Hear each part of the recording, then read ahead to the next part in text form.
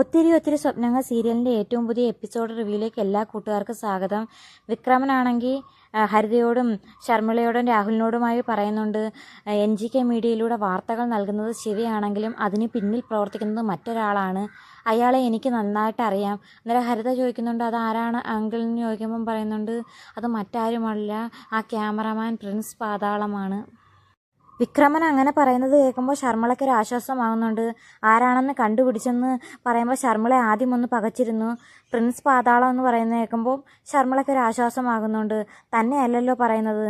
വിക്രമൻ പറയുന്നുണ്ട്, തനിക്കെതിരെ കുറേ തെളിവുകൾ കണ്ടെത്തി മുമ്പേ എന്നെ ഒതുക്കാൻ നോക്കിയതാണ് ഈ പ്രിൻസ്. ഞാൻ വഴങ്ങുന്നില്ലെന്ന് കണ്ടപ്പോൾ അവൻ ആ തെളിവുകളെല്ലാം ശിവയ്ക്ക് കൊടുത്തതാകും. ആ തെളിവുകൾ കൊണ്ടാണ് അവൾ ഇന്നത്തെ ഷോ നടത്തിയത്. ബാക്കിയുള്ള തെളിവുകളെല്ലാം കരസ്ഥമാക്കിയില്ലെങ്കിൽ ഞാൻ മന്ത്രിസഭയിൽ നിന്നും പുറത്താകേണ്ടി വരുമെന്ന് പറയുമ്പം ഹരിത പറയുന്നുണ്ട്, എത്രയും പെട്ടെന്ന് അവൻ ചോദിക്കുന്ന കാശ് അവൻ്റെ മുഖത്തെറിഞ്ഞിട്ട് ആ തെളിവുകളെല്ലാം കരസ്ഥമാക്കണം അങ്കിളെന്ന് ഹരിതയും പറയുന്നുണ്ട്. അന്നേരം ശർമിള മനസ്സിൽ വിചാരിക്കുന്നുണ്ട്, എന്നെയും ശിവയെയും വർഷയുമൊക്കെ പറ്റിച്ചതിന് ആ പ്രിൻസിന് കിട്ടിയ 8ന്റെ പണിയാണിത്. രാജ്കുമാർ എന്ന പേരിട്ടത് കൊണ്ട് തന്നെ നീ ഇനി അനുഭവിക്കാൻ കിടക്കുന്നതേ ഉള്ളെന്ന് മനസ്സിൽ ശർമിള വിചാരിക്കുന്നതായിട്ട് കാണിക്കുന്നുണ്ട്. പിന്നീട് കാണിക്കുന്നത് വസുന്ധര ശിവയുടെ ഇന്നത്തെ പെർഫോമൻസിനെ പറ്റി മറ്റുള്ള കൂട്ടുകാരോട് പറയുന്നതായിട്ടാണ്. ശിവയുടെ പെർഫോമൻസ് എല്ലാവരും ഒന്ന് കാണേണ്ടതായിരുന്നു എന്ന് പറയുമ്പം ധനപാലൻ പറയുന്നുണ്ട്, മതി ഇനി ശിവപുരാണം ഒന്ന് നിർത്താൻ പറയുമ്പം അഭിരാമി പറയുന്നുണ്ട്, ഞാനും കൂടി ഉണ്ടായിരുന്നെങ്കിൽ കുറേ ലോ പോയിൻറ്റ്സ് വെച്ച് കുറേ ഡയലോഗ് കാച്ചിയാനേന്നൊക്കെ പറയുന്നുണ്ട്. അന്നേരം വർഷ പറയുന്നുണ്ട്, ആരെന്തെല്ലാം പറഞ്ഞാലും ശിവയുടെ ഈ പ്രവൃത്തിയെപ്പറ്റി ഞാൻ അംഗീകരിക്കില്ല.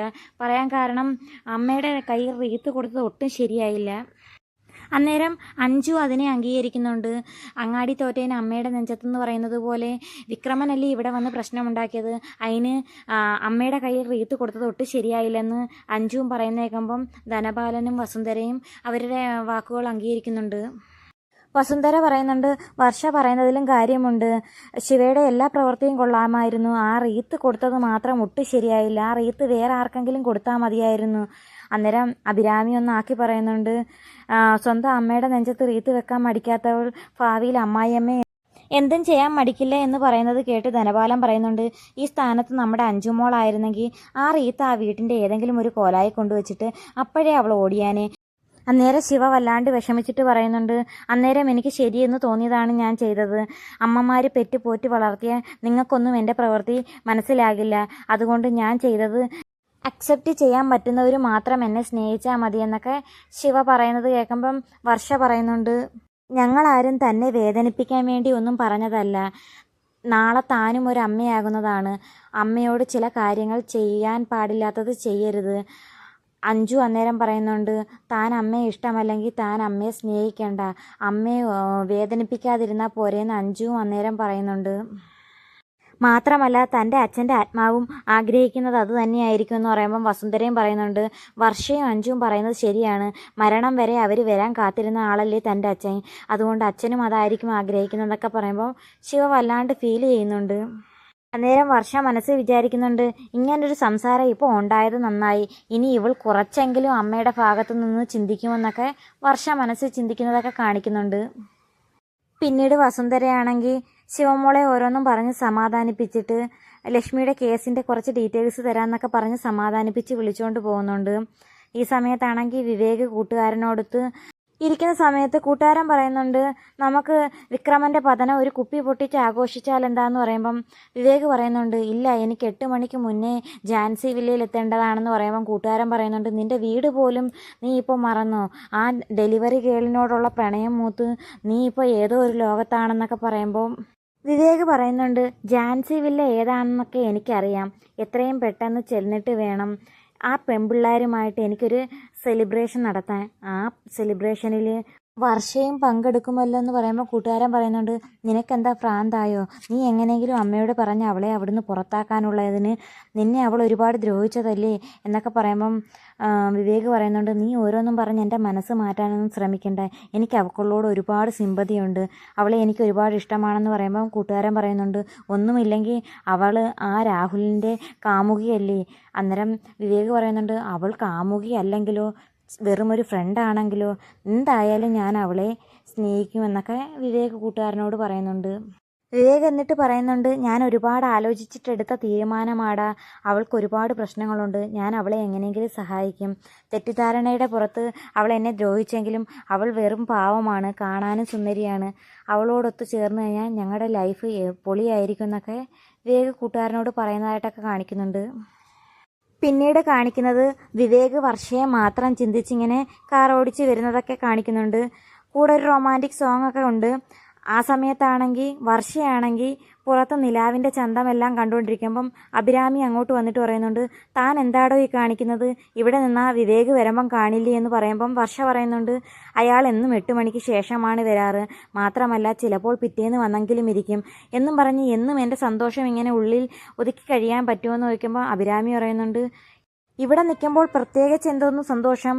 താൻ എന്തോ ചിന്തിച്ചിരിക്കുകയാണല്ലോ, താൻ ആരെപ്പറ്റിയാണ് ചിന്തിക്കുന്നതൊക്കെ ചോദിക്കുമ്പം വർഷ തൻ്റെ കാമുകനെ ഇങ്ങനെ ചിന്തിക്കുന്നതായിട്ടൊക്കെ കാണിക്കുന്നുണ്ട്. ഈ സമയത്ത് നമ്മുടെ വിവേക് അങ്ങോട്ട് വരുന്നത് കണ്ട് വർഷ ഓടുമ്പോൾ അഭിരാമി പറയുന്നുണ്ട്, നമുക്ക് നിലാവിൻ്റെ ചന്തമെല്ലാം നല്ലതുപോലെ ആസ്വദിച്ചിട്ട് പോകാമെന്നൊക്കെ പറയുമ്പം വർഷ പറയുന്നുണ്ട്, താൻ അവിടെ നിന്ന് അങ്ങോട്ട് ആസ്വദിച്ചോ എന്ന് പറഞ്ഞ് വർഷ ഓടുന്നുണ്ട്. ഈ സമയത്ത് വിവേക് വിചാരിക്കുന്നുണ്ട്, പോയി കുളിച്ചൊന്ന് ഫ്രഷ് ആയിട്ട് കേക്കും കൊണ്ട് ജാൻസി വില്ലയിലേക്ക് പോവാം. വർഷയ്ക്ക് എങ്ങോട്ടും പോകാൻ പറ്റാത്ത അവസ്ഥയിൽ എത്തിച്ചിട്ട് വേണം അങ്ങോട്ടേക്ക് എത്താൻ. ഈ സമയത്ത് വിക്രമനാണെങ്കിൽ ലക്ഷ്മിയുടെ ഫോട്ടോയും നോക്കി ഇരുന്നിട്ട് പറയുന്നുണ്ട്, അഴിമതി വാർത്തകളെക്കാട്ടി എന്നെ ഏറ്റവും കൂടുതൽ വിഷമിപ്പിച്ചത് ലക്ഷ്മിയെ ഞാൻ കൊന്നു എന്ന വാർത്തയാണ്. ഇതിൽ നിന്ന് എങ്ങനെയെങ്കിലും മുക്തി നേടണമെങ്കിൽ ലക്ഷ്മി എങ്ങനെയെങ്കിലും പുറത്തു വരണം. മാത്രമല്ല ലക്ഷ്മിയുടെ കുഞ്ഞ് എൻ്റെ കുഞ്ഞല്ലെന്ന് അവളുടെ വായിൽ നിന്ന് തന്നെ പറയുകയും വേണം. അങ്ങനെ അവൾ പറയുമോ എന്ന് ചിന്തിച്ചുകൊണ്ടിരിക്കുന്ന സമയത്ത് ശർമിള അങ്ങോട്ടേക്ക് വരുന്നുണ്ട്. ശർമിള ചോദിക്കുന്നുണ്ട്, രാജ്കുമാറിനോടുള്ള പ്രതികാരമെല്ലാം കഴിഞ്ഞു എന്ന് ചോദിക്കുമ്പോൾ പ്രിൻസിന് വേണ്ടതെല്ലാം ഞാൻ കൊടുത്തിട്ടുണ്ട്, എന്നാലും അവൻ തന്നെയാണോ ഇതിൻ്റെ പുറത്ത് എന്ന് എനിക്ക് സംശയമുണ്ട്. കാരണം 22 വർഷമായി നമ്മുടെ വീട്ടിൽ മാത്രം ഒതുങ്ങിയിരുന്ന കാര്യം അവൻ എങ്ങനെ അറിഞ്ഞു? അന്ന് ചേട്ടൻ ഉപയോഗിച്ച ആ ഗുണ്ടയിൽ നിന്നായിരിക്കും പുറത്തായതെന്ന് ശർമിള പറയുമ്പോൾ വിക്രമൻ പറയുന്നുണ്ട്, ആ ന്യൂസിൽ പറയുന്ന എല്ലാ കാര്യങ്ങളൊന്നും ശരിയല്ല, ഞാൻ ലക്ഷ്മി ഒന്നും ചെയ്തിട്ടില്ല എന്ന് പറയുമ്പോൾ ശർമിള പറയുന്നുണ്ട്, ലക്ഷ്മി പ്രഗ്നൻ്റ് ആയ കാര്യം എന്നോട് പറഞ്ഞിരുന്നു, ആരായിരുന്നു അതിൻ്റെ കാരണക്കാരെന്നും പറഞ്ഞിരുന്നു എന്ന് പറയുമ്പം വിക്രമൻ പറയുന്നു, അതെല്ലാം ശരിയാണ്, പക്ഷേ ഞാൻ ലക്ഷ്മി ഒന്നും ചെയ്തിട്ടില്ല എന്ന് വിക്രമൻ ആവർത്തിച്ച് പറയുന്നുണ്ട്. മാത്രമല്ല ഞാൻ ഏർപ്പെടുത്തിയ ആളുകൾക്ക് അവളെ കണ്ടെത്താനും കഴിഞ്ഞില്ലെന്ന് പറയുമ്പോൾ ശർമിള പറയുന്നുണ്ട്, അത് ഞാൻ വിശ്വസിക്കുന്നില്ല. പ്രതാപശാലിയായ അമ്പനാട്ട് വിക്രമന് അത് സാധിച്ചില്ലെന്ന് പറയുന്നത് ഞാൻ വിശ്വസിക്കുന്നില്ല. അതുമാത്രമല്ല രാഹുൽ ഇന്ന് പതിവില്ലാതെ ചേട്ടനോട് ഒരുപാട് ചൂടായിട്ടുണ്ട്. ഹരിത പറയുന്നതെല്ലാം കേട്ടിട്ട് അത് ചേട്ടൻ മനസ്സിലൊന്നും കരുതിയേക്കണ്ട എന്നൊക്കെ ശർമിള പറഞ്ഞിട്ട് പറയുന്നുണ്ട്, ഇന്ന് ലക്ഷ്മിയുടെ കുഞ്ഞുണ്ടായിരുന്നെങ്കിൽ രാഹുലിനൊരു കൂടപ്പിറപ്പാകുമായിരുന്നൊക്കെ പറയുന്നുണ്ട്. എന്നിട്ട് വിക്രമൻ പറയുന്നുണ്ട്, നീ നിന്റെ സന്തതി എവിടെയാണ് ഒളിച്ചിരിക്കുന്നത്? എങ്ങനെയെങ്കിലും പുറത്തു വന്ന് എന്നെ ഈ ചക്രവ്യൂഹത്തിൽ നിന്നൊന്ന് രക്ഷിക്കടി എന്നൊക്കെ മനസ്സിൽ വിചാരിക്കുന്നതായിട്ടൊക്കെ കാണിക്കുന്നുണ്ട്.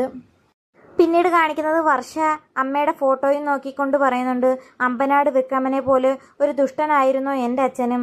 എൻ്റെ അച്ഛനും കൊച്ചിയിലായിരുന്നെന്നല്ലേ അമ്മ പറഞ്ഞിരുന്നത്. പിന്നീട് ചിന്തിക്കുന്നുണ്ട്, എൻ്റെ അച്ഛൻ അങ്ങനെ ഒരു ദുഷ്ടനല്ല, ഞങ്ങൾക്ക് കയറി കിടക്കാനെങ്കിലും ഒരു മണ്ണ് തന്നിട്ടല്ലേ അച്ഛൻ പോയതെന്നൊക്കെ വർഷ ചിന്തിക്കുന്നതൊക്കെ കാണിക്കുന്നുണ്ട്. പിന്നീട് കാണിക്കുന്നത് 5 ഫോൺ വിളിച്ചിട്ടും എടുക്കാതെ നിൽക്കുന്ന രാഹുലിൻ്റെ അരികിലേക്ക് ശർമിള ചെന്നിട്ട് പറയുന്നുണ്ട്, നീ എന്താ 5 ഫോൺ വിളിച്ചിട്ട് എടുക്കാത്തത്? നിനക്കിപ്പോഴും മീഡിയ തുടങ്ങിയത് 5 പറയാത്തതിൻ്റെ നീരസമാണോ എന്ന് ചോദിക്കുമ്പോൾ അത് മാറാൻ ഇനി സാധ്യതയില്ലെന്ന് രാഹുൽ തിരിച്ചു പറയുന്നുണ്ട്. നീ അതൊന്നും മനസ്സിൽ കരുതിയേക്കരുത് മോനെ, നീ എത്രയും പെട്ടെന്ന് ഫോൺ എടുക്കണമെന്നൊക്കെ ശർമിള ഉപദേശിക്കുന്നുണ്ട്. അന്നേരം രാഹുൽ പറയുന്നുണ്ട്, ഞാൻ ഇപ്പോഴും ചിന്തിച്ചുകൊണ്ടിരിക്കുന്നത് ആ ലക്ഷ്മിയെ പറ്റിയാണ്. പണ്ട് ചെറുപ്പത്തിൽ ഞാൻ എപ്പോഴും ആഗ്രഹിക്കുമായിരുന്നു എനിക്കൊരു അനിയത്തി ഉണ്ടായിരുന്നെങ്കിൽ എന്ന്. അന്നേരം ശർമിള പറയുന്നുണ്ട്, അതിനെന്താ, നിനക്ക് വർഷയെ അനിയത്തിയായി കണക്കാക്കിക്കൂടെ എന്ന് പറയുമ്പം മുമ്പ് വർഷ സംസാരിച്ച ഓരോ വർത്തമാനങ്ങൾ ഇങ്ങനെ രാഹുലിൻ്റെ മനസ്സിൽ കൂടി ഇങ്ങനെ കടന്നു പോകുന്നതായിട്ടൊക്കെ കാണിക്കുന്നുണ്ട്.